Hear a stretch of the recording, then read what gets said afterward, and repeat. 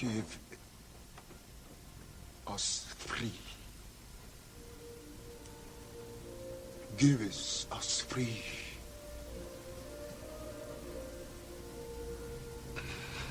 Give us free. Your Honor, please instruct the defendant that he cannot disrupt these proceedings with such outbursts. Give us free! If we are to have any semblance of order, Give us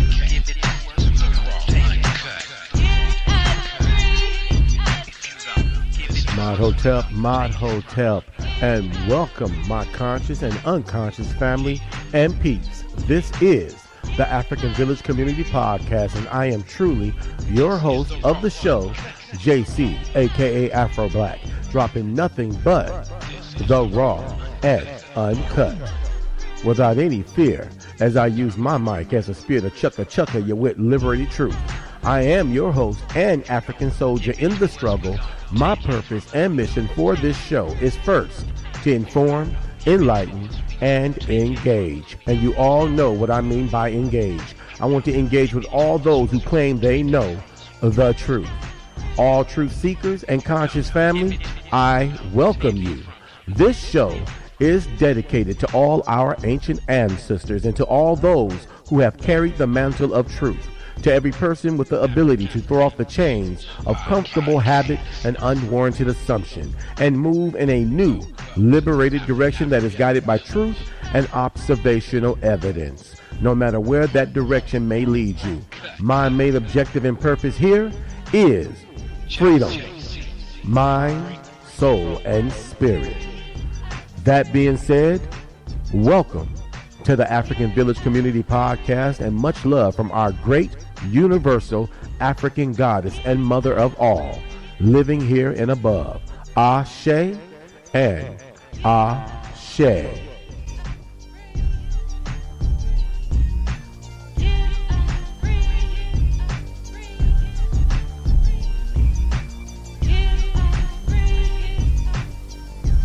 In the house.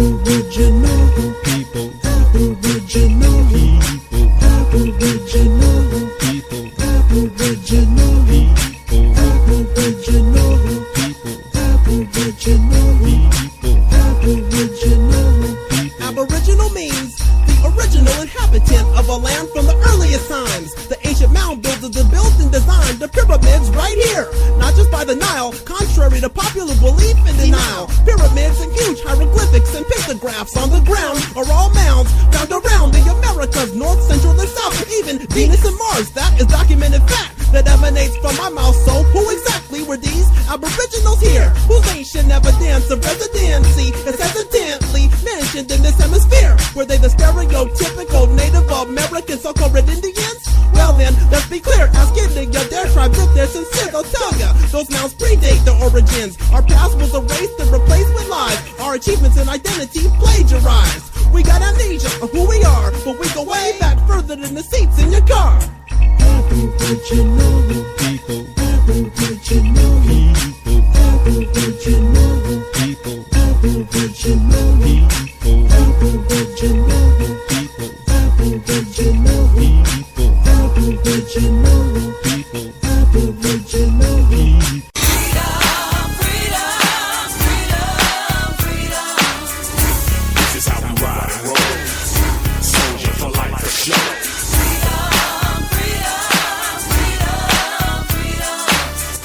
Hey, this is JC, aka Alpha Black, and I am here with ya for another delicious Black Sunday, dropping nothing but the raw and uncut. You heard me?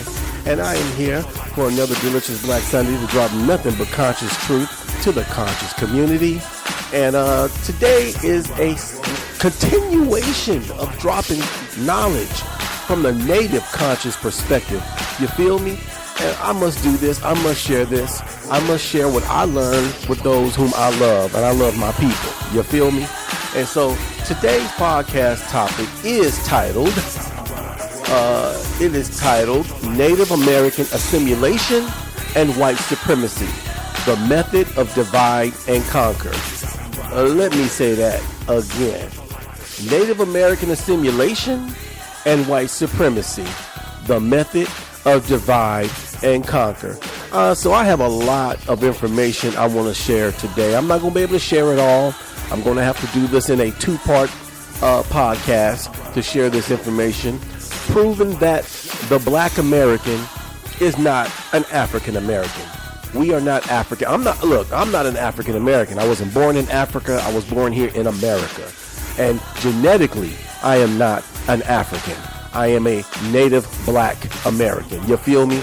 And so you got a lot of people out there that saying, oh, you know, JC, you're denying your African roots. No, I'm not, because my roots is not in Africa. My roots are native roots. My roots are right here in America. My ancestors were Black Native Americans. You feel me? Most Black people don't know this because this is a part of our history that's been hidden, buried, and the white man tried to eliminate it. But you know what? The white devil can't eliminate everything. He ain't God. The white devil ain't God. He just want to be God. So let me change up my music, to a more something that's more comparable, so I can vibrate to. Brother J-Bach with the cut Aboriginal people. I love that. So let me vibrate on that. There we go. Some J-Bach. Let me loop some J-Bach there. Aboriginal People by Brother J-Bach. You can go check that out. You can, from my understanding, I'm not sure if it's on iTunes, but I definitely know you can go get it on YouTube. Brother J-Bach dropping the raw and uncut on our people. You feel me? And so my queen is not here with me today. I'm here on the air sharing with my people, just me and my conscious community. My queen is not with me. She had to take a leave of absence, but maybe she'll be back next week to vibrate on some of these discussions with me. But you can always chime in. It doesn't cost you a dime, just a bit of your conscious time. You can join me at the Conscious Table of Truth here on the Black Village Community Podcast at 855-445-9340. You can also chime in at 857-232-0155. And don't forget the key to get through the conference door, which is 947595. So, as I was saying, the podcast topic, which is Native American Assimilation and White Supremacy, the Method of Divide and Conquer. Today we're going to talk. I want to share with my conscious community how these white devils have disconnected us from our culture. How these white devils have disconnected us from our native culture, our native heritage, our native family. You got a lot of so-called Native Americans on these reservations who don't even look native. They don't even look Native American. That you got Latinos out there, Mexicans out there, and white folks out there that turn around, look at the Black community and say, you guys are not Native American. We're not African. Those people, those who they're calling African American, we don't even look African. If we don't look African and we're not Native American, then who the hell are we? Huh? Who are we? What, is some genetic creation? I don't think so. No, we are Black Native American. But for any of us to know this, number one, those of us who are called African American, we know that we have Native American in us. The question is, how much Native American? Well, that's a question that shouldn't even be questioned. The reason why it shouldn't be questioned is because 9 times out of 10, like my family, my grandmother and my great-grandmother, my grandmother being Cherokee, Black Cherokee, my grandmother being Black Cherokee through her mother, who was also Creole and Native American, and her father being Black Cherokee, and my great-grandmother also being full-blood Native American. most of us know that we have Native American in our family. It's just that so much information has been hidden, so much information has been buried, and the question is, why didn't our elders know more other than the fact that they were Native American? Well, if you go back to the 15th century, which is a part of the chronological history timeline that the white devil don't like to deal with, whenever the white devil talks about slavery, he only want to go as far as to the 17th century. The white devil doesn't want to go further than that. As if Christopher Columbus, anybody who knows anything about Christopher Columbus should know that he did not discover North America. He only discovered the small islands which led up to North America, from the Canary Islands, the Virgin Islands, the Haitian Islands, and he gave the Spanish, because we got to remember, Columbus was exploring for Queen Isabella and King Ferdinand of Spain. His exploration was funded by the Spanish crown. And so he wasn't looking for India as the lie that's being told to our kids in school. Christopher Columbus knew exactly what he was looking for. It wasn't India. He was looking for land and gold for the purpose of the Spanish crown. And so bumping into these little islands, he was looking for gold and not finding it. So he settled for the populace, the inhabitants of those islands, to make them into slaves. This ideology, this aim, this agenda did not change. By the time Christopher Columbus ended his explorations in 1496, the Spanish crown did not want to stop. They wanted land and they wanted gold. No different than what the white devil is today. Resources and capital. Resources and capital. You feel me? And so that continued. Once the Spanish colonized North America in 1501, between 1501 and 1502, the inhabitants of America began to be put into slavery. The wars began. And that's the part of history that they don't want to talk about. They don't want to talk about it. This is the reason why the school system go no further than the 17th century of the enslavement of those small amount of Africans that they brought here. They did not bring hundreds of thousands of Africans to North America. That's the biggest lie they told our people. We must wake up to the truth. We must stop lying to ourselves. We must stop feeding off of the lie that they fed us. We must stop allowing these house Negroes from these universities taught by these white devils from feeding us these lies. So let me go into some documentation here. Okay, I got some information I want to share. The information I got audio cast information I'm going to play on the air for my conscious community. And I also got some information I want to read to the conscious community. Now, the focus of my topic today on this podcast is racism always begins and ends with a lie. This continues to this day with the racial identity and native peoples in America as it created a divide of racism within the culture of the native peoples. Now, if anybody out there listening to the show, my conscious community, and those who are not conscious, if you're familiar with the movie that was done in the early 2000s titled Hotel Rwanda, which was about the Rwandan war that went on in Africa in 94. If you're familiar with that, with the Hutu and the Tutsi, two tribal people who were both native to Africa, who were fighting and warring against each other, and the Hutu were killing the Tutsis, massacring them. The Chinese people supplied them with the machetes to massacre their own people. Now, what does this have to do with my podcast topic today? The white devil did the same thing with the native community. Divide and conquer. Turning tribes against one another. Turning the Choctaw people against other tribes, and turning the Blackfoot against other tribes, and turning the Apache against their fellow tribal brothers. The white devil capitalized off of divide and conquer. I've read documentation where the white devil did these things to the native peoples. Now, another divide that the white devil did is once he enslaved the darker Aboriginal people of America, once he enslaved the darker complexion people of America, the indigenous people of America, he immediately created a divide between the lighter complected Native Americans and the darker complected Native Americans. How did he do this? He started by only enslaving the darker complected natives. Native people like the Yamasee tribe. Native people like the Choctaw people, who were not Choctaw, Choctaw people. The Califian people of California. The dark-skinned natives who warred against him and gave him the greatest opposition in war.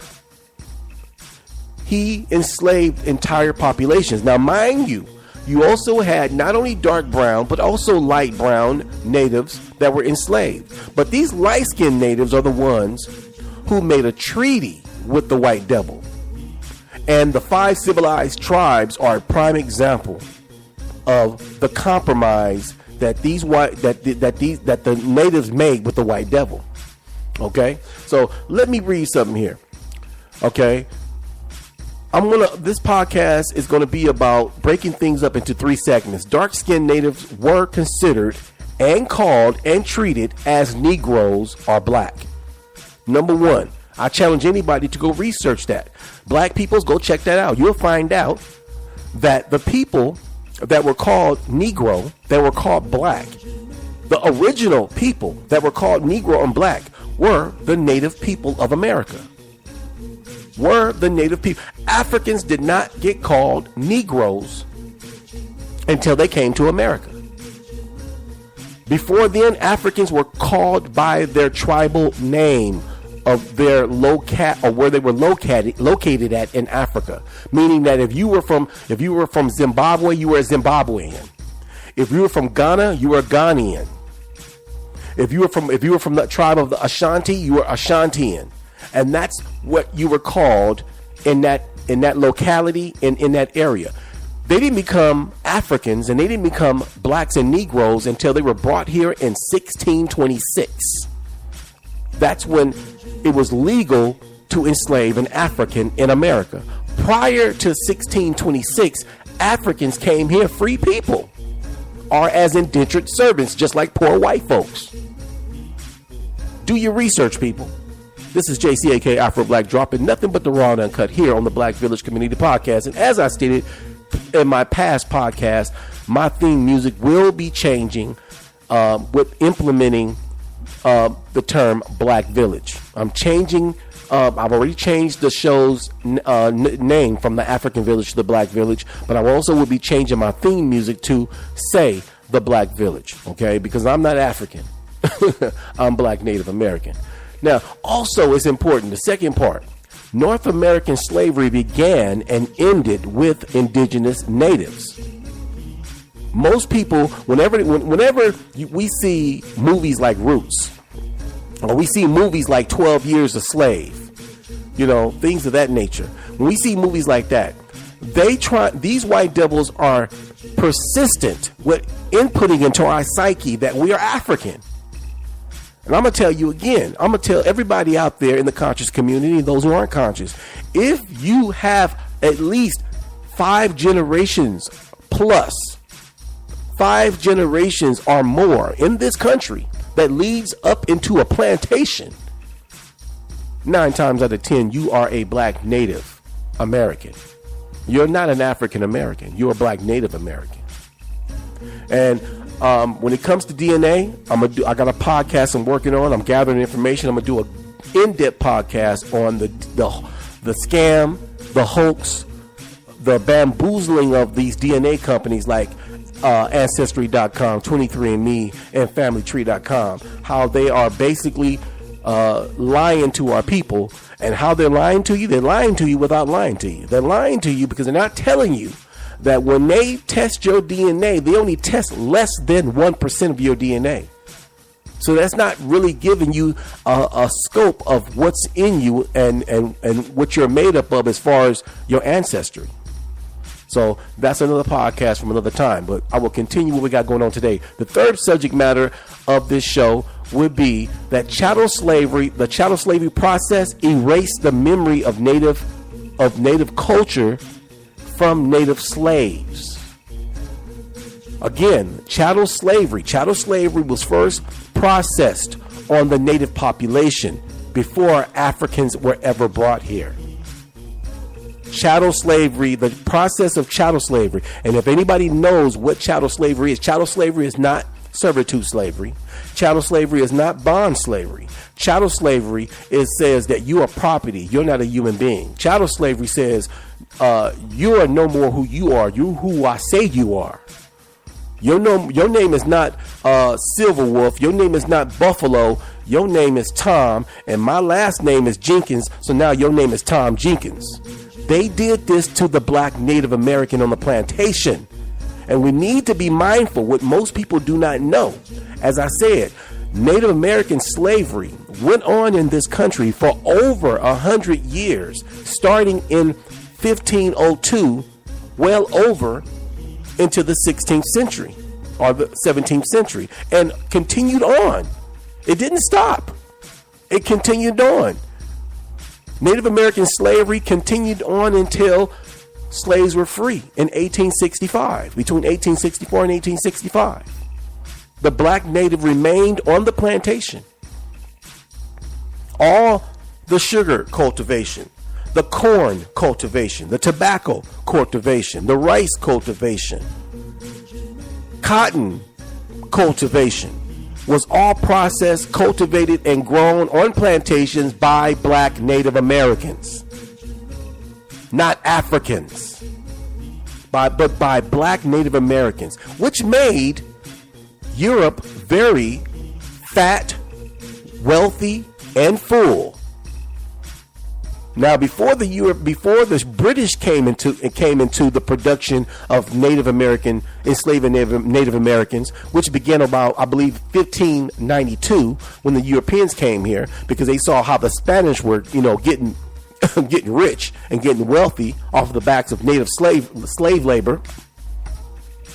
By then, when the British Europeans came here, when the French came here, when the Italians came here, when the Portuguese came here, by the time this happened around 1592, they noticed that the Spanish had already had plantations and farms in full working process, being worked and labored by Native American slaves.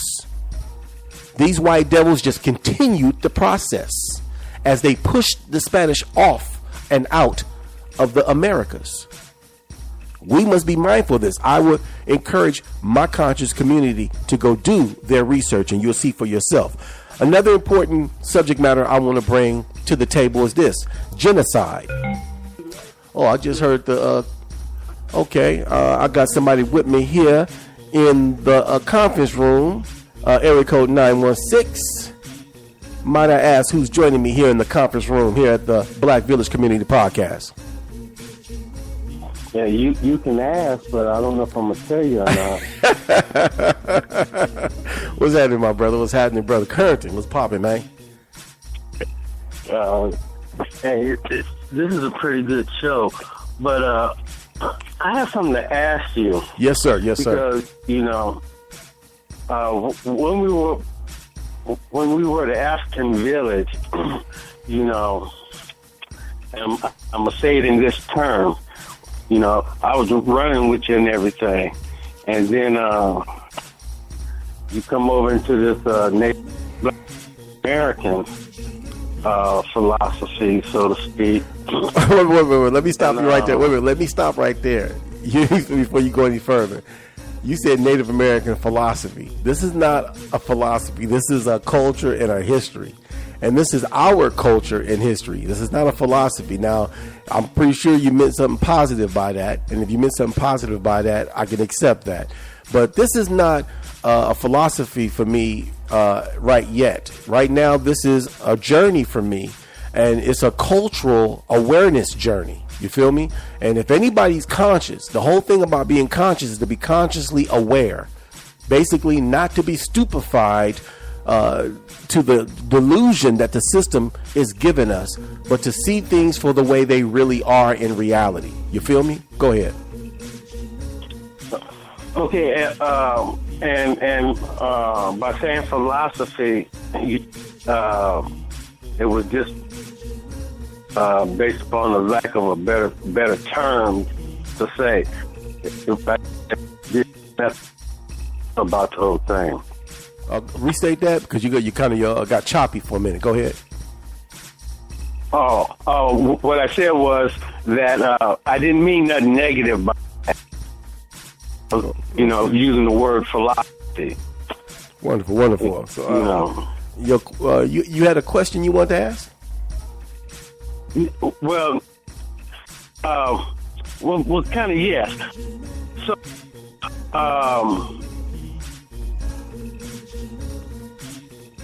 how am I supposed to make this adjustment? Because now it's just like I personally don't know of any Native American in my family.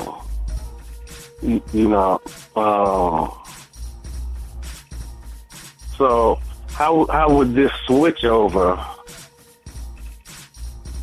How would I be affected by this? Or should I say, what effect is it going to have on me? Because I was running with the African village. Well, let me African ancestry and whatnot. Well, let me first say this. All right, the white devil is a master of manipulation, and the things that he used to manipulate us are words, symbols, because our comprehension comes by what we see, and by what we understand by what we see, and by what we understand by what we comprehend by what we see. If you understood what I just said. So realizing that we are Black Native Americans does not take away from the fact that our brothers across the Pacific, our brothers and sisters across the Pacific, are still our brothers and sisters. They're just not our indigenous brothers and sisters. And what I mean by indigenous, it means that our ancestors were connected to the land, just like Africans are connected to Africa, that land mass, that continent on which Africans originated from. They are indigenous and aboriginal to that land mass called Africa that's been labeled by white folks, because that's not the original name of that continent either. We both know that. Okay, but our ancestors being rooted to this landmass that is called America doesn't take away from the fact that we have brothers and sisters across the Pacific. It doesn't take away from that. So I'm trying to comprehend what the confusion here. Because okay, would you say that? As you use the term "our brothers and sisters across the way," are you saying that we are connected with them, through an ancestry, some kind of way? What I'm saying that we're connected through relations. It's very well documented that West and North Africans traveled here and did trade and business with natives here in America, going as far back as 8,000 to 4,000 BC when the Olmec people came. It's also documented, and excavations have been done throughout America, and it's been shown that Egyptians have came here and visited with the native peoples as well. So on that note, rather if they made families and left a trace of their genetics here or not, that's neither here nor there. The reason why it's neither here nor there is because the indigenous population of the people were still here when Africans came to visit and went back to Africa. So my point is this, that we have a cultural connection and a social connection with the African people. Do you feel me? So you saying the African people came ready people here? Is that what you're saying? Well, let me give you another example. All right, the Olmec people, which are called the mound builders, which has been most archaeologists and historians agree that they were African. And the Egyptians who came here and visited, the Phoenicians. All right, and those Egyptians most likely probably the Phoenicians. I got some information from Dr. James Lowen in his book, Lies My Teacher Told Me, that talks about the Phoenicians who visited North America more than once. They've been here, I think, twice, two or three visits they came here, okay? And the Phoenicians were influenced by the Egyptians and educated by the Egyptians. As a matter of fact, they did most of the trade on water for the Egyptian crown. The Phoenicians did. And the Phoenicians are black folks all day long, okay? So it's very well documented that African people had an influence on Native American culture. That explains pyramids. That explains the system of monarchy, the system of government that a lot of the Native American people had, like the Mayans, like the Incas, like the Aztecs, and so forth. So there was definitely a social and cultural influence and exchange that went across cultures due to those visits. I've read some other information, matter of fact, in James Lowen's book, where when Columbus explored the Virgin Islands and came across the black natives of those islands, that some of the natives told them that Africans from the West came with gold-tipped spears and introduced gold-tipped spears and left some with the natives. They had some of the spears and bows and arrows. Now the natives already had bows and arrows, but the important thing is that they taught them that how to gold-tip their arrows and their spears. So my point being is that there was a cultural exchange and a social exchange. Now, a lot of times, cultural and social exchange between two peoples develop into where some relationships happen. In other words, natives take wives and husbands back and forth. So what I'm saying is that I would never deny that there are some African blood within, or some African DNA within the Native American peoples. But that doesn't take away from the majority of the bloodline coming from the indigenous people of this country. Prime example, when the white man decided to bring African slaves here from Africa, beginning between 1619 and 1626. Now, the date 1626 is important because in 1626 is when they made it legal in America that anybody with dark skin was to be a slave. And they considered all of them black and all of them African and all Negro. So it didn't matter if you was basically that was their way of confusing even more so the native population on the plantations. That's why they did that, because they didn't make any economic sense to bring slaves across the Pacific when you're in a country with over 100 million inhabitants already here. Okay, yes, I said over 100 million because I've already researched this, and when the white man came here, there were over 100 million Native Americans in this country already, and there were also already 500 nations in this country.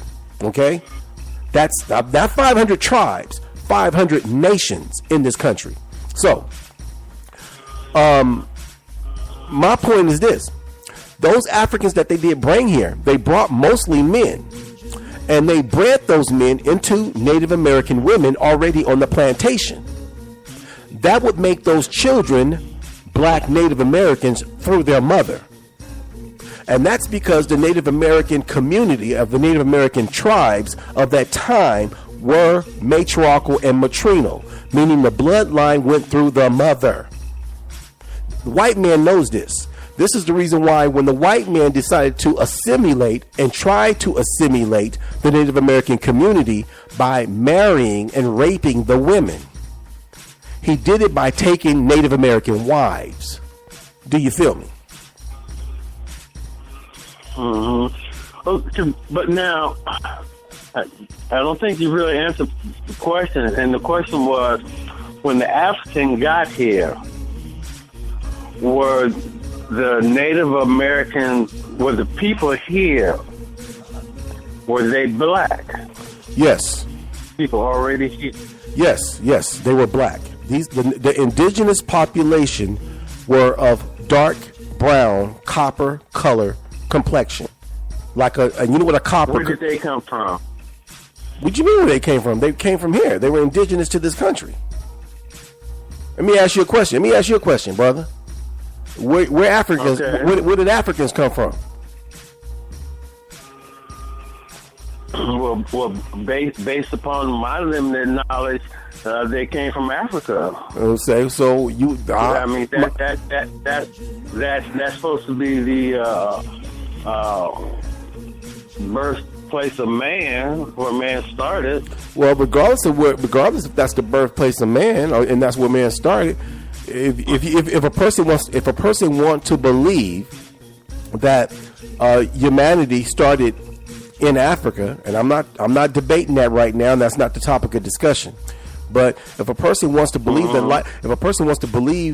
that Africa was the birthplace of humanity, meaning that people branched out from that continent throughout the rest of the planet, then you've already answered your question, because you got Chinese people, you got Hungarian, you got all different races of people and these different races of people come in different facets of color, skin color, and complexion.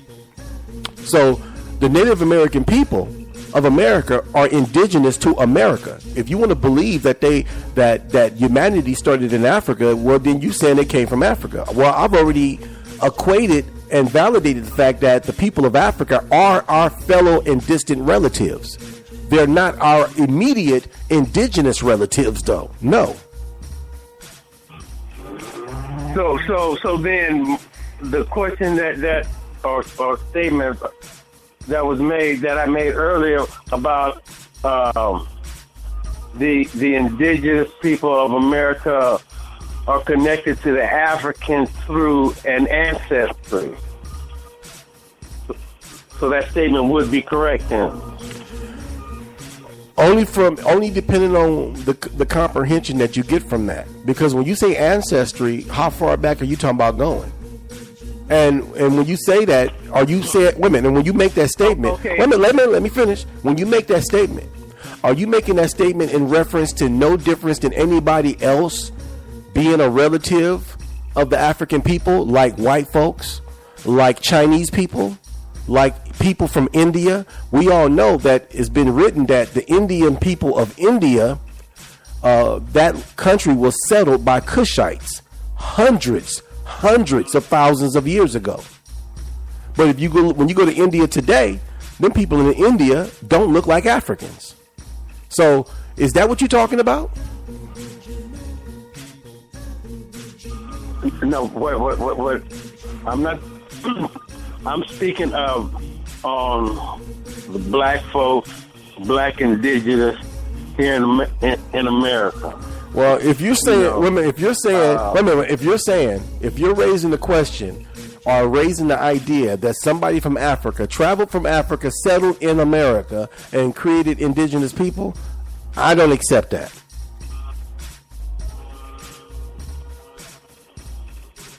Okay, then how would we say that they got there?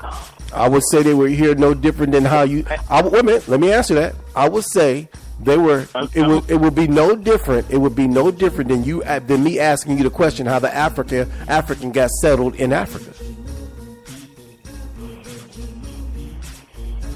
The only way I could respond to that question would be that, based upon my limited knowledge, if man started in Africa, whichever way he started, then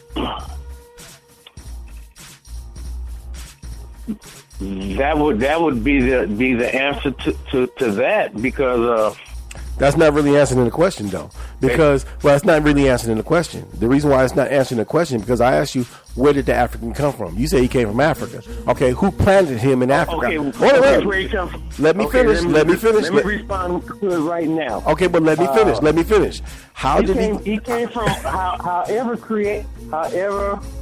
man appeared upon the earth. Okay, well then that way it was. That's how I would answer, and that's how the way you answered that. Apply that to the native peoples. Now I'm pretty sure that's not acceptable. Okay, let me finish. Don't dominate the conversation. So wait a minute. So basically, I'm gonna automatically assume that's not acceptable to you, though. But listen here. What is all this based on? This is based on what white folks have taught us. White people have taught us that Africa is the motherland. White people have taught us that life began in Africa. But then when you look at the religious part of the white devil, he says that life started in right there in the Mediterranean area, or what they call the Middle East, right there where the Tigris and the Tigris River separates the Mediterranean from white land, or Europe.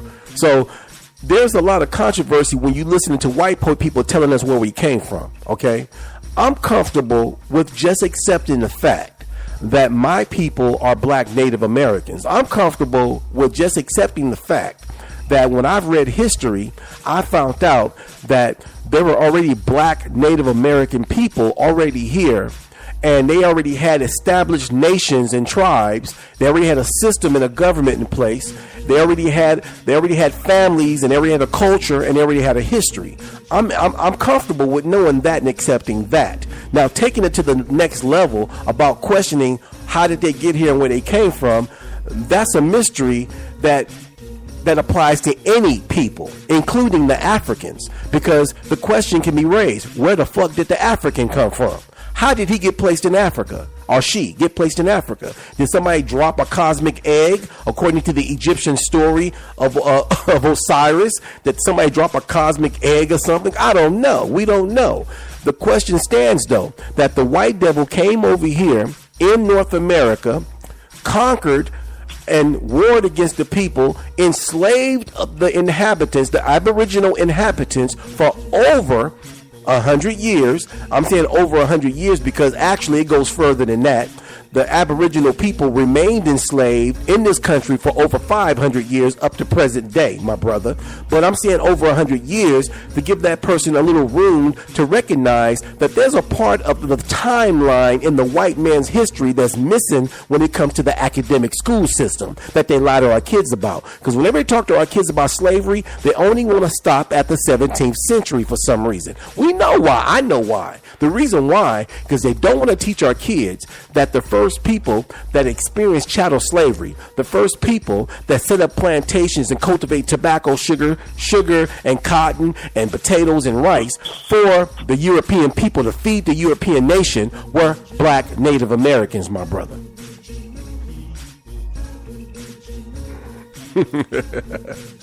So, on that note, if you have any other questions, we can continue. If you don't, I'm going to continue with my format of my show.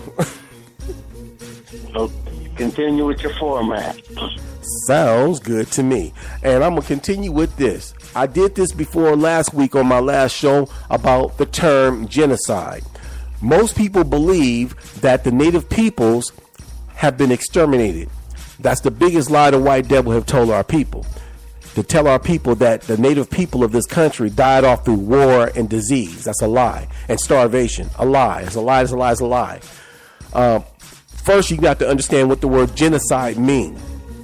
I want to read that again. I read it last week. I'm going to read it again. The concept of genocide was formulated by a white man named Raphael Lemkin in the mid-20th century.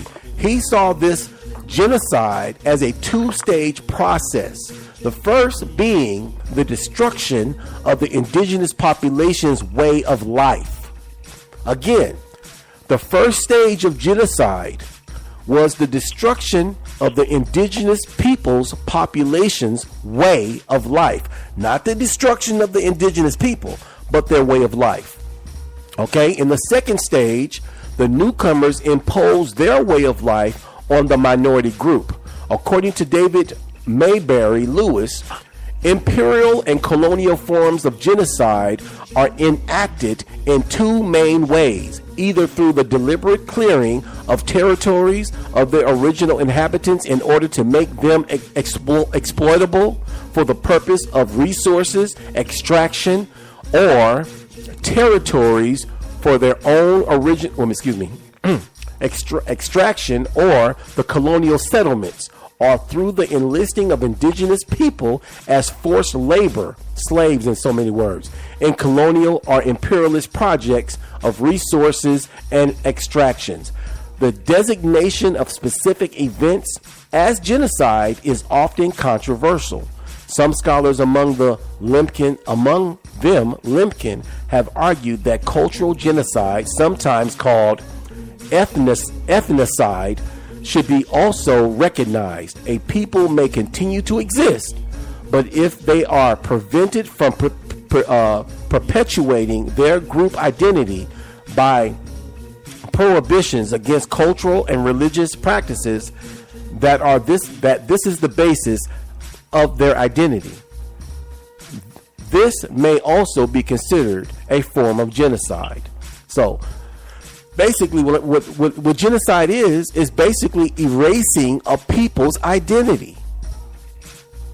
Again, genocide, according to the person who coined the term genocide, which is Raphael Lemkin, the term genocide means to erase a person's cultural identity.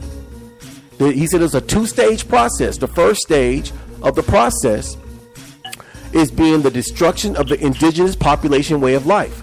The second stage is the newcomers, is their way of life is to impose the newcomers' way of life on the minority group. So most people think when they hear the word genocide that it means to literally eradicate a people's existence off the earth, and that's not true. And so I thought it was important to make that known and to lay that as the framework of my show today. Now, I got an audio cast I want to play that's going to explain the point that I'm trying to say, that the divide and conquer. Okay. Because see, it was important. See, genocide. This definition, the true definition of genocide, also explains Native American assimilation through white supremacy. Because it just said that genocide is a two-stage process, starting with the process of the destruction of the indigenous population way of life. So that's done through white supremacy. The second stage of genocide is the newcomer imposing their way of life on the minority group that they're enslaving, or that they are taking the indigenous people's land that they're taking their life, taking one's identity away and putting another identity on it. Okay, so I got an audio cast that I want to play by a sister who is the chief of the tribe of a black Indian tribe called the Chata. Now, I said Chata, Chahta. Now, the white man, through his tribal treaties, changed the name of the tribe going back into the 17th century, back when he had an agreement with the so-called 5 civilized tribes, and changed their name from the Chata to the Choctaw. Okay. Now, this sister is the chief of the Chata tribe and was voted in chief by 365 elders. So she's the queen chief of the Chata tribe, and her name is Warhorse. So I want to play her because she explains and she talks about this white supremacist assimilation and divide and conquer that they've done to our people by taking our culture, taking our identity, stealing, and you got a lot of white folks around here. I call them whitewashed Indians who are claiming our heritage. You feel me? And so I'm going to take it from there, and I will be back to verberate on this subject matter in just a minute. Well, my mission in this is to thoroughly and intrinsically connect this to the education community with people who feel, not because my way is the right way, but because it's the truth. And we want the truth to come out as historians. So it was truly a gift when Wes introduced me to Chief, to find out that everything that I was always, for lack of a better term, I'm just going to say this. I hear African Americans, black people especially, say, I have Indian in me. And in my mind, I would always say, no kidding. You should know that you have it in you, because my great-great-grandfather is Cherokee Indian. So I was a member of a congregation last week that's called the Association of African American Museums. I am thoroughly involved in civic engagement with my community and the community at large in general. So I really want to disseminate information, and to not only to disseminate it, but just research to find out the truth, so that the world will know that there are people indigenous to America. It's not fiction. It's not something that's make-believe. It's the truth that there are black ancient Indian tribes. Okay, so we have people who have researched it. At this conference that I attended, I connected with Dr. Thomas Durant, who is a retired professor of African American history at Louisiana State University. I've connected with various other professors who are interested in telling this story, inviting you to conferences so that we can begin to really make this an intrinsic effort among the education community. So with that said, Chief, I want to ask you, how do you feel that I can go forward from here to implement my mission? Okay. To get to that point, I need to step back a point. Okay. The hardest part I've seen in my fight, and I'm the chief of the tribe, is when you come up against people of color as well as European descent, and you say Indians, they're looking for the Bill Cody Long Ranger Tonto style thing. And when you actually show them that the indigenous people were actually my color, as I have a habit telling people, are cocoa brown, or a brown piece of leather well put together. I have a lot of ways of using slangs to tell people that we are still here because we were not weak. We were here before DeSoto and Christopher Columbus. You have to be strong to make it through those disasters. During Katrina, I told them Katrina was not a Category 5.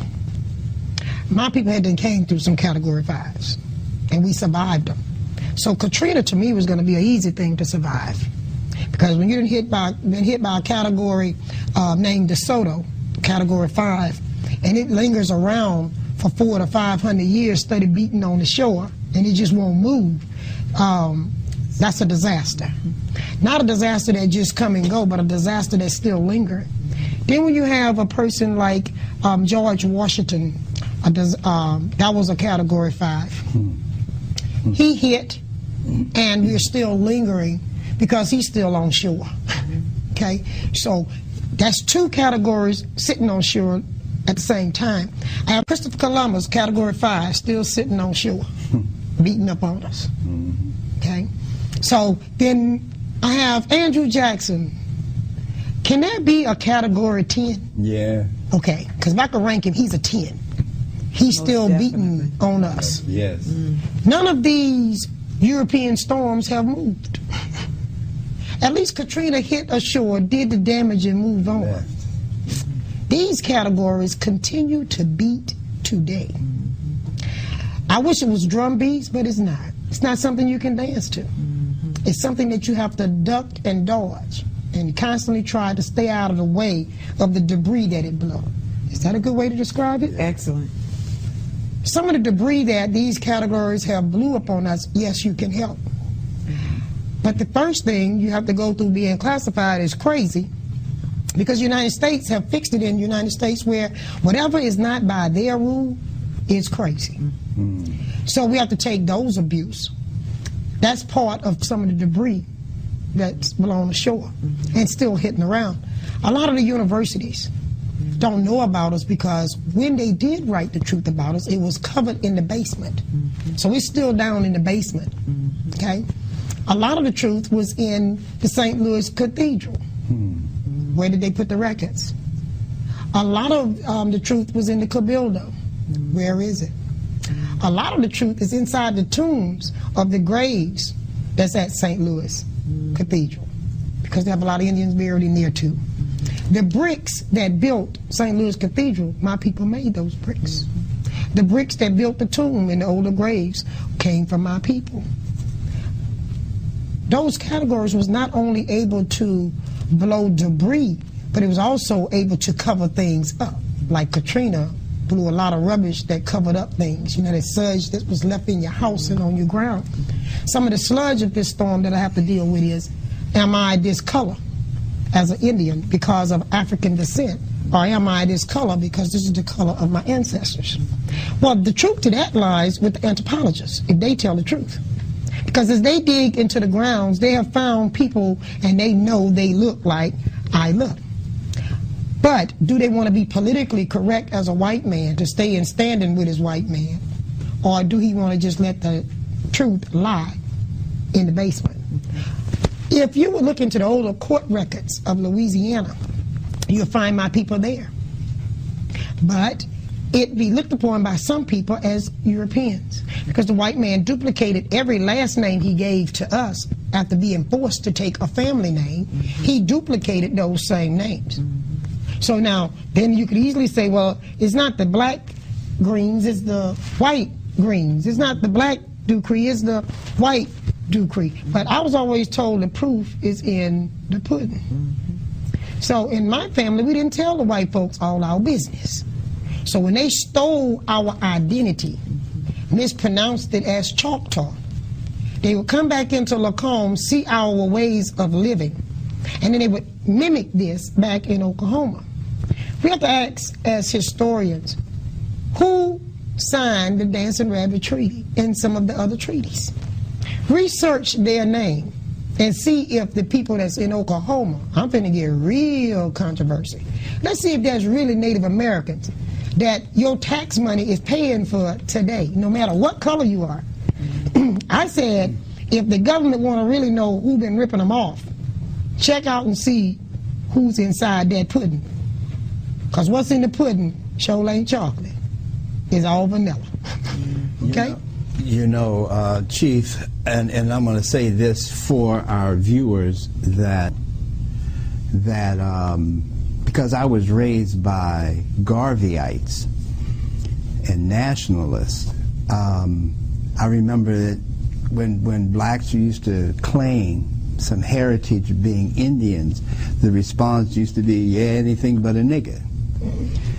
But then as I grew, I learned that the Indians we were seeing on TV were not representative of the indigenous people of this country.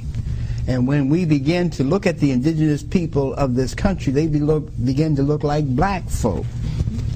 And when you told us many times and several times in the history of our relationship that the whites came in, infiltrated, stole it, and moved on. And that was, that was really enough for me to begin to dig and learn and find out exactly what is going on. And you mentioned, and so did you, Brother Roderick, about people returning to their own. And this is extremely important that our audience understands. Now, you've had communications from people who have seen this show from New Orleans, from other parts of the country. And you wanted to talk a little bit about that this evening, so we'll get into that. Back to what she was saying. What you were doing, Wes, and what you were doing, Ms. Hill, is cutting into that pie or that pudding. You're showing the truth. Like you said, you was in an engagement the other day and you exposed some things that was accepted, and some may have been rejected by us, but it was the truth. And this is what you have been doing. People are looking at it now in a different way. And I'm glad you said about the time and era. Some people were ashamed to even say they was Native American again, especially living in an African American community. Because then they told me they was looked upon as being a traitor or trying to be something that they were not. But then they knew their grandmother was an Indian. And some of these callers, when they called me, I explained to them that what we're looking at here is a denial that is coming from the inside now, not from the outside. And we need to challenge United States on that. And United States need to answer us on that. How can I be one drop Indian, okay, and be 99 drops European, and I can be classified as an Indian, versus I can be 99 drop Indian, 1 drop black, now I cannot be an Indian. Are y'all with me? And this is what this blood quorum thing they have used against us. That, to me, should be illegal at this day and time in the United States. And the reason it's not illegal because it haven't been exposed enough. And a lot of people do not know through the media and universities the discrimination and racism and prejudice that Indians face today. When I say Indians, I'm not talking about Oklahoma. I'm not talking about a lot of these tribes, and I'm going to be honest with you, here in Louisiana. Those are tribes put together underneath Andrew Jackson and underneath the Indian rights law. I'm talking about indigenous Indians who picked up the name Indian as a tag by Europeans. Just like nigger. Thank you. That's right. And by giving us that tag, you stole our real identity. There's a swap took place. I'm talking about indigenous Indians who picked up the name Indian as a tag by Europeans. Just like nigger. Thank you. That's right. And by giving us that tag, you stole our real identity. There's a swap took place. There you go. Sister Chief Queen Warhorse of the Choctaw tribe. If you want to look up her tribe, you can look it up. CHAHTA, the Choctaw tribe, the original indigenous name of the Choctaw people, because now they've renamed it Choctaw. So there you go right there. Queen Chief of the Choctaw tribe dropping the raw and uncut here. Go ahead, my brother. Go ahead. Because now they renamed it Choctaw. So there you go right there. Queen Chief of the Choctaw tribe dropping the raw and uncut here. Go ahead, my brother. Go ahead. Okay, I got some feedback going on for some reason on my show. Let me fix that here. Okay. All right, some feedback going on right there. But as I was stating, the sister was breaking down how the white man has played the switcheroo game on us. How the white man has taken our identity, has tried to erase our identity, and has tried to reverse our culture and our identity as if it's theirs and as if we are another people from across the Pacific, which is a lie. And we have to embrace our culture. We have to embrace our history, and we have to embrace who we are as a people and not allow another people to tell us who we are. You feel me? Now, when it comes to me, and I'm claiming my Native American heritage, I'm embracing my heritage as a black Native American. I've looked into my heritage. I've spoken to my family. I'm continuing furthering my research, and I'm finding out. I just recently found out that not only is my grandmother from Shreveport, Louisiana, but my grandmother, my great grandmother, and my great great grandmother, who was a slave on a plantation, who was and is Black Cherokee Indian. Okay, I know a lot of black people are Cherokee Indian. The Cherokee Nation was a huge nation back in the day, and they're still a very large nation. Okay, but now you got these white devils who are board members on the tribal boards. These, I call them white devils because they're whitewashed Indians. And I'm talking about from whitewashed women to whitewashed men. And I'm calling them whitewashed because even though they're white people with some Native American blood in them, they still got a whitewashed European mindset. Okay, and this is where white supremacy is rearing and raising its ugly head against our people. You got people who can document, prove they're black people. I'm talking about black folks. You got black folks who can prove that they are black Native Americans on documentation, because this is what the white man uses to manipulate us and to say that we're not Native American, because the documentation is his paperwork. It's his validation. It's him validating us who we are. Again, him telling us who we are, this white devil. And so as a result of the black people who can prove that they are Cherokee through documentation, the Dawes roll list as well. Those who can't, you got many black people who are being forced off of reservations where they are literally connected to their families and they're being disconnected. And you got these white devils on these boards who are enforcing this.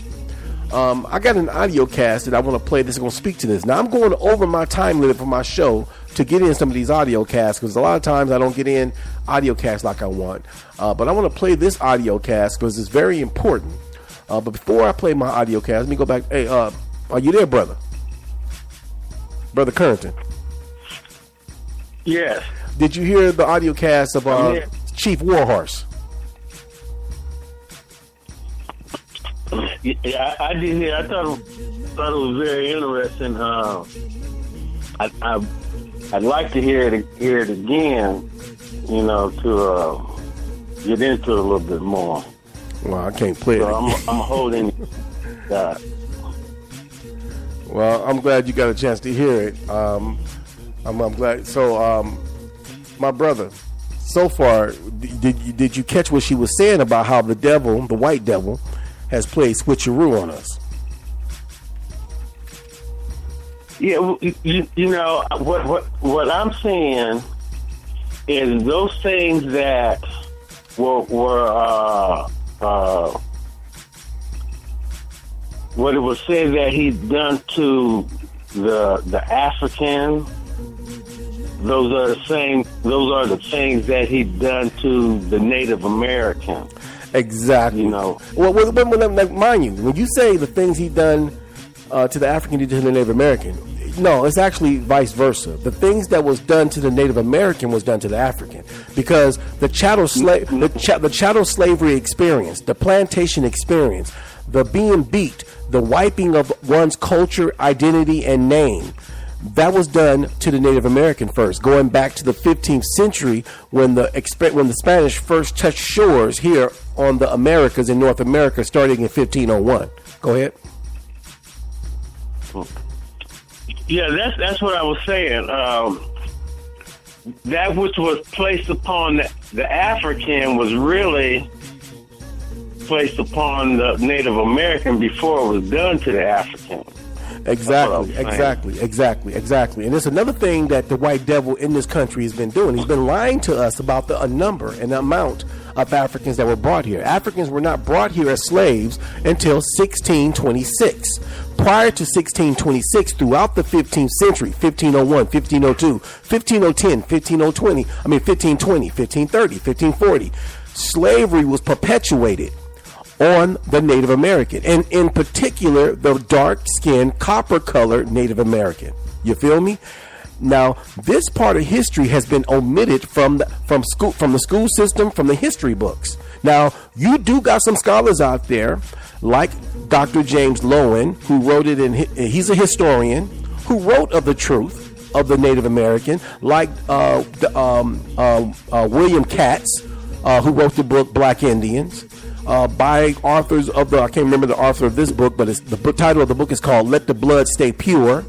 So you do got historians out there and authors who are telling the truth about history. There's another good book I'm in the process of trying to get called America. But you do got people out there who are telling the truth. But for years, it was very important to this white devil to make sure the truth is not written in history books. But any truth that was written to be buried, to be tucked away, to be either destroyed or to be shredded. So it's important to me to convey to the conscious community, to my people, that we have to go back and talk to our grandmothers, our great-grandmothers, our grandfathers, our great-grandfathers, and our great uncles and our great aunties, and talk to them about our Native American heritage. I was talking to my mother, okay, and my mother's younger sister, which is my auntie. And my auntie straight said, she said, ain't no African in our family. I don't know anybody in our family from Africa. She said, if you talk to grandma, your grandmother, which is my grandmother, which is my mother's mother and my auntie's mother, she said, you tell my grandmother, call her African American, you'll piss her off because she'll tell you in a minute, I ain't African, I'm Black Cherokee. So the point being is that we have cut ourselves off from our own history by not questioning and raising questions. And that's the slave mentality that makes the white devil comfortable. The whole point of a slave is not to ask questions, just do what they told. And that's what they want from us. So now, again, does this take away any connection to our African brothers and sisters? No, it doesn't. No, it doesn't. I'm still going to celebrate Kwanzaa. Now I just got some addition of some Native American festivities I'm going to add to my festivities and share with my family. I'm going to dive into Native American holidays and learn about my Native American heritage from the Black Cherokee Nation and so forth. But it doesn't take away from the fact that some Africans were brought here. But when you look, and I did research on the number of Africans that were supposedly brought here, historians and scholars cannot agree. I've heard numbers anywhere from 100,000 to 200,000 to 300,000 to 500,000. They don't agree because they don't know. That was done purposely. And the question to be raised here, the question to be raised here is, why did they bring Africans at all when they had already had over 100 years of Native American enslavement that was doing the white man well, in the essence of prosperity and reaping a benefit from the labor? Well, I can answer that question. To deepen the comatose amnesia of wiping our cultural heritage from us. Because now you can confuse the Native American even more. You already took away his language on the plantation, took away his identity. No more mama is not named Running Water. Uncle is not named Big Chief, and brother is not named Wild Wolf no more. Now your name is Bob, your name is Tom, and your name is George. And my last name is Williams. So now your name is Tom Williams and George Williams and so forth. This is what they did. They gave them what they call European names. Took away their religious practices and their rituals and gave them Christendom. And so they did this to the Native American first. Beat them, burned them, branded them, raped their women, sodomized their men. This happened to the Black Native American first. And then what they did after this, what these white devils have did, they turned around and created a wedge between the light-skinned Indian and the copper tone complexion Native American. Basically, they took the light-skinned Indian, put him on a pedestal, told him, look, we'll stop warring against you. We'll stop raping your women. We'll stop killing you. We'll stop taking your land. But you know what? For us to stop doing this, they did this today. This was a treaty they did with the 5 civilized nations. They took five tribes and gave them a status of saying, okay, we'll stop enslaving your people. We'll stop warring with you. But, in exchange, this is what you got to do. You got to adopt European ways. You got to teach your children with our educational system. You got to enslave your dark-skinned brothers and sisters like we're doing them. And this was an agreement between these 5 tribes. This was a part of the white supremacy that crept inside that sit and exist on the reservations today with these light whitewashed Indians that are perpetuating white supremacy and then denying and lying about it. We as a black Native people, we got to come together and stand up against this crap. Number one, we got to stand up against the lie that they're perpetuating that we're African. I'm not African. Legally, I'm not an African because I was born here in America.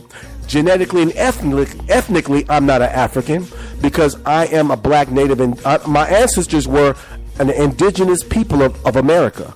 My ancestors were Aboriginal Native Americans. So we got to embrace our identity and stop embracing a lie, because we feel like if we embrace our Native American culture that we are ignoring Africa. No, nobody never said to ignore Africa. Embracing the truth doesn't mean that you have to ignore Africa. It means you embrace the truth. Simple, plain as that. So on that note, before my show is over, I'm going past my time limit. I'm going to go there with that. Let me play this other audio cast that speaks to what I'm talking about, how these whitewashed devils who calling themselves Indians and they whitewashed devils who are chiefs on tribes. And that's what they did. They took them some time to do it. It took some time for them to do it. Breed themselves into the Native American, the light brown, light skin. They did it to the light skin. The same racism that exists in the Mexican community. How dark-skinned Mexicans are mistreated and light and white-skinned Mexicans are treated better. These white devils been playing this game for years. Divide and conquer. I'm calling them like it is. They are the devil. The white man is the devil. Ain't no invisible creature running around here. If there's an invisible creature, it's the white devil who died in the flesh, who was a devil in the flesh. Now he died. Now he's a ghost running around doing devilish stuff. The devil's the white man. Straight up, raw and uncut, just like that here on the Black Village Community Podcast. And I will continue this with this audio cast I'm going to play. Here we go. It's All Things Considered from NPR News. I'm Michelle Norris. It's a largely forgotten footnote of history that many wealthy Native Americans in the Deep South owned African slaves. Those slaves joined their masters on the Trail of Tears when the American Indians were pushed west into Oklahoma in the early 1800s. Well, the Cherokee Nation has sparked outrage for a decision to expel many of its African American citizens who are descendants of these slaves. NPR's Alex Kellogg reports the issue could wind up in federal court.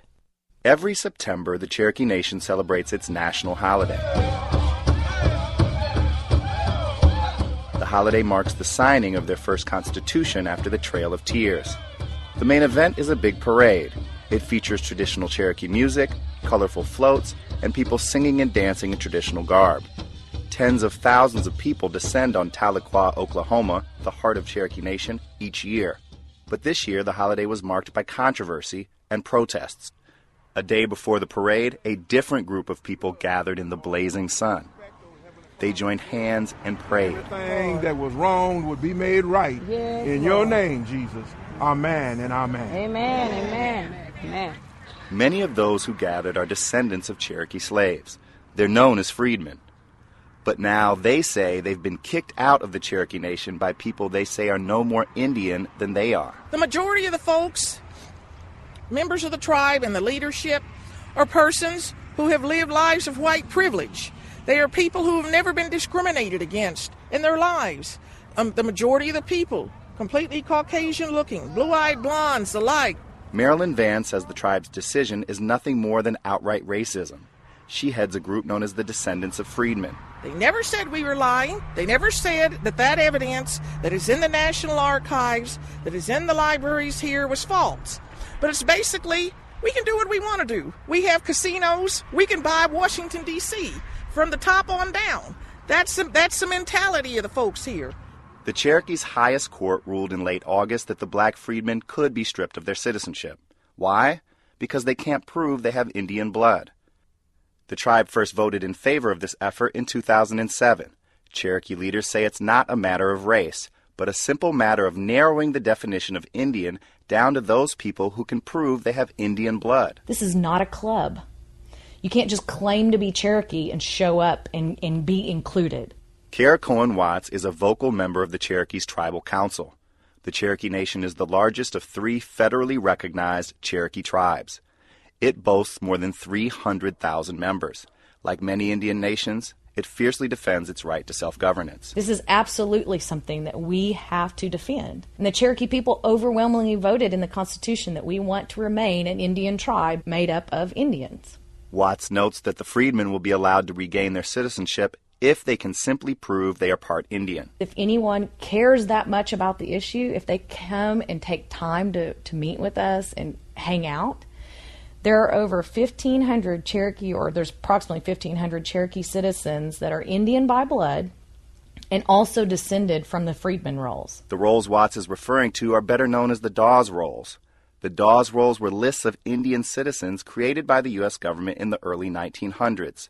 The Dawes Rolls included thousands of blacks and whites who had lived with Indian tribes such as the Cherokee for generations.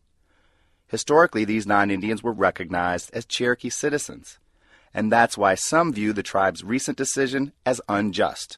Now, I have to say frankly that when you start making a blood argument for membership in an organization, you are dealing with race whether you want to or not. Daniel Littlefield is a historian at the University of Arkansas who's written books on this subject.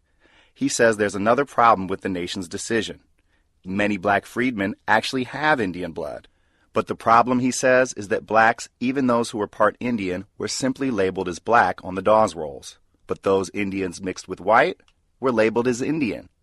That's why Littlefield thinks it's unfair for the freedmen to be singled out. There were many Cherokees in the Cherokee Nation and on the Cherokee by blood roll who had very little blood quantum. If you think that 1,024th Cherokee blood makes you a Cherokee, then that to me is one of the most blatant forms of racism. Whether it's racism or not, the Cherokee Nation's decision puts it at odds with the federal government. The Department of Housing and Urban Development has already suspended more than $37 million in funding to the Cherokee. The tribe depends on that money to provide basic services. The Justice Department said last week that a key upcoming election for tribal chief will not be recognized by the federal government. Voting is scheduled for later this month. The Bureau of Indian Affairs declined an interview request, but it warned the Cherokee Nation last week that the freedmen's citizenship rights cannot be revoked. The Bureau pointed to an 1866 treaty the Cherokee signed with the U.S. government after the end of the Civil War. It granted freedmen equal rights as citizens, rights that include access to health clinics, scholarships, and jobs reserved for Indians. Alex Kellogg, NPR News, Washington. There you go. You heard it.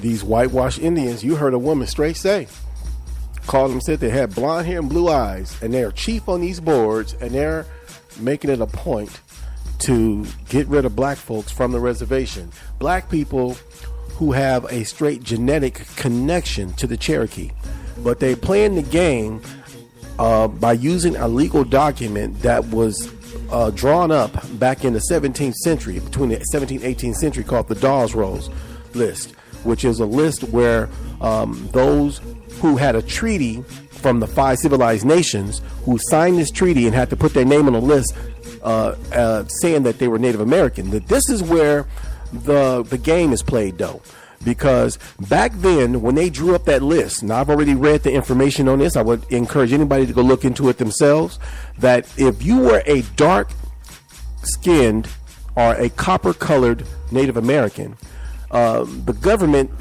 labeled you a freeman. You were considered a freeman. He didn't want to call you an Indian. The people who were allowed property, those who signed that list on that Dawes list to say that they were Native American, they had to be, if they were light-skinned Indians, they were allowed to be on the reservation, to own property on the reservation, to run businesses on the reservation. If you were a dark-skinned Native American, you were automatically, especially if you was a dark-skinned Native American who had connection, family that were on plantations, that were slaves, you were automatically considered given the last name Freeman, and you had to take that name. If you didn't take the name Freeman, you are now not allowed to be on the reservation. You are not allowed on the reservation, and you were not considered a citizen of the Cherokee tribe. This was the game that these white devils played. They still playing this game today. Now, even though the Cherokee tribe have been allotted the right to get rid of the free people off their reservation, then on the other hand, you hear they're telling the Cherokee Nation, if you get rid of the freemen, all their descendants off and you ban them from the reservation, you're not going to get federal funding. But see, these Indians have gotten so rich now from these casinos, they don't even need government money now. They're making millions, billions of dollars from these casinos. And now these white devils are, and this was a game. This was all planned out. This was all planned out. Why? For years, they would not allow Native Americans to have casinos on reservations. They didn't allow them guys. I mean, I remember when the argument came up in court back in the 80s, when it was being argued by Congress and the Supreme Court to allow them. I mean, for years, throughout the 60s, throughout the 50s, well, I believe the idea first came up was in the 60s, but they would not allow them to have casinos. The thing about it, again, it's the white devil telling people what to do. And see, and these chiefs with these blonde hair and blue eyes, or brown hair and blue eyes and white skin, claiming that they're Native American because they got a native wife or their mama was native, with a still European white man's mindset, not a Native American mindset. Because if they had a Native American mindset, they wouldn't be trying to rid black people off of the reservation. So, on that note, my show is ending. I've actually stretched my time past my time limit. Brother Currington, you have anything you want to add to what you've heard, my brother? Well, this was a good program. And you have some good information that's out there. It's just, I guess, it's another transition, from one thought to another. Well, that's all life is. That's all life is a transition. Right. That's why I say we'll get through it. And I don't. You know what? I don't look at it as a transition. I'm gonna tell you. I look at it as broadening my perspective. For the longest I was African conscious, and that's because I was not aware of my cultural native heritage. Never really questioned it. I've always, I remember hearing, the women in the family talk about, us, talk about being native, that our family had native people in it, that we had Native American Indian people in our family. But I remember hearing it as a kid, listening to my mother and my aunties talk. But I never questioned it, you feel me? And that's because in the school system and on television, we are fed so much African. I mean, just like that NPR radio audio cast I played. What was the first thing you heard her say? She calling the freemen African. Talking about they're of African descent. That broad don't even know what she's talking about. Because the freemen were not African. They were black natives. There were people, their grandparents and great grandparents were the ones who traveled through from the south to the west through the Trail of Tears, and where many Native and black Native Americans and light brown Native Americans died together in that relocation from the south to the west. And so and not only that, due to the fact of the Spanish and the English taking over from the 15th century to the 16th century, where I said the Europeans came over here in 1592. The Spanish were the first ones to come over here and colonize and create settlements and create plantations where the Spanish were reaping the benefits of the products and the produce that was being produced on those plantations in the 15th century. So when the British came and the French came and the Portuguese came in 1592, because they saw all the money that was being made, all they did was continue the process that the Spanish had already had in process, already had in cycle, already had going on. They continued the process. Them were all black Native Americans on those plantations, black and brown Native Americans. The white man saw an opportunity to create what he called was a divide and conquer amongst the people. He said, okay, we're going to continue to enslave these Native people. We're only going to enslave the dark-skinned natives. You know, we're gonna sleep with the women and rape the light skinned brown Native American women. We're gonna rape the dark ones too. But we're gonna try to set up business and treaties with these light skinned brown ones and get them to recognize that, you know what, we can leave you guys alone. You know, we can leave you guys alone if if you just do this with us and work with us on this level. And that's exactly what happened. And so we gotta we gotta wake up. We gotta wake up. We got to research, and we got to embrace who we are. And so it just broadened my perspective and, of embracing my native culture. You feel me? And so I'm going to enjoy this. I'm going to enjoy sharing this with my people and spreading the truth. And so on that note, I got to go. I got to end my show. I will be back. I will be black next Black Delicious Sunday, dropping nothing but the raw and uncut here on the Black Village Community Podcast. You can join me anytime, toll free, doesn't cost you a dime, just a bit of your conscious time, 855-445-9340. You can also chime in at 857-232-0155, and don't forget the conference key to get to the conference door to join me at the conference table of truth. That is 947595 here at the Black Village Community Podcast. And I gotta go.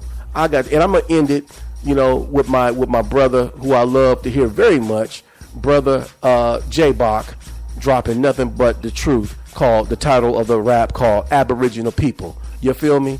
So please join me next week. I will be back. Peace, love, and may the great mother bring us together under the wings of her truth. So on that note, I love chicken, as I always say. Love, peace, and chicken grease. I gotta go.